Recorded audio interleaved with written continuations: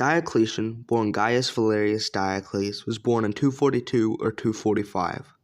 He would be a competent cavalry commander under the army of Carus, and after his death would rise up against the next emperor Carinus, and would defeat him at the Battle of Margus, and would take rulership of the Roman Empire. Upon his ascension to the throne, he would take the name Gaius Aurelius Valerius Diocletianus. When revolted in 285, he also made Maximian, also known as Marcus Aurelius Valerius Maximianus, as Caesar. In 286, he would be promoted to the rank of co-Augustus in the West.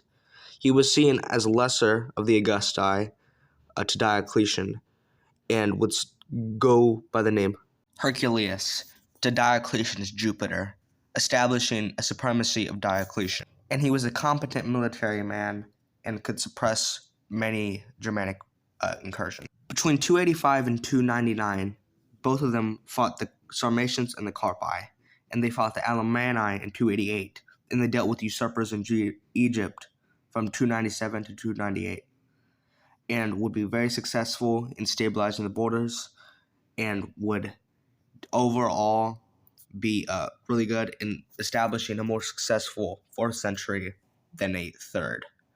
There was also a revolt in Britain and the northern coast of Gaul by the name of Carausius, and he would be very annoying to both of them, although eventually he would be defeated by a Constantius I Chlorus, and they would be retaken. There was also a failed economic policy by Diocletian on the Edict of Maximum Prices. By this point, the Roman Empire and its economy had almost completely collapsed. So Diocletian tried to reform it by introducing 3 new coins: the aureus, which is gold, the argentus, which is made out of silver, and the phallus, which is made of copper. This would prove to set a new effective currency and would be a prelude to a lot of European currencies in the future. In the year 299, Diocletian set out on a Sassanid campaign against them and would sack Ctesiphon in 299. This would be very successful and would prevent any other Sassanid aggression towards the Romans, and would further stabilize the eastern frontier after about 100 years with the Sassanids and a lot of their incursions into the Romans. They also set up the Tetrarchy with 2 Augustuses and 2 Caesars. In the west, headed by Mediolanum, there would be Maximian, followed by the Caesar Constantius, headed at Treverum. In the east, the Augustus would be Diocletian, headed at Nicomedia, and his Caesar Galerius, headed at Sirmium. This was effective for about 40 years until it collapsed under the weight of Constantine the Great, and this would be pretty successful. There was also the weakening of Praetorian Guard by Diocletian, a formidable force used by many emperors, but had proved to be extremely disloyal and only after greed. So he heavily weakened it until it was largely not that important.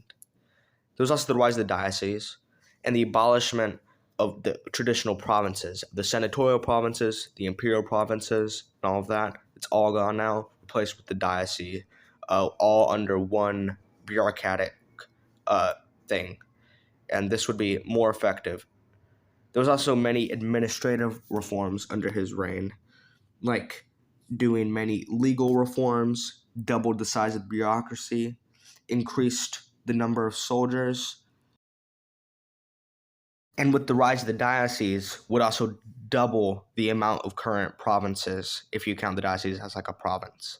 He also initiated Proto Serfdom by forcing one occupation of the father to be handed down to the son. This would set up a Proto Serfdom and was needed for economic stability, but proved to be bad for the average person. He also initiated the end of the Augustan model. This was officially the end of the Principate, with him not taking on the veneer of a humble servant of the Republic, but a lording god to be only messed with by the higher echelons of society.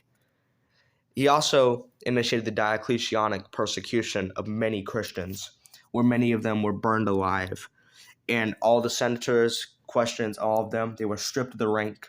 They were also purged from the army.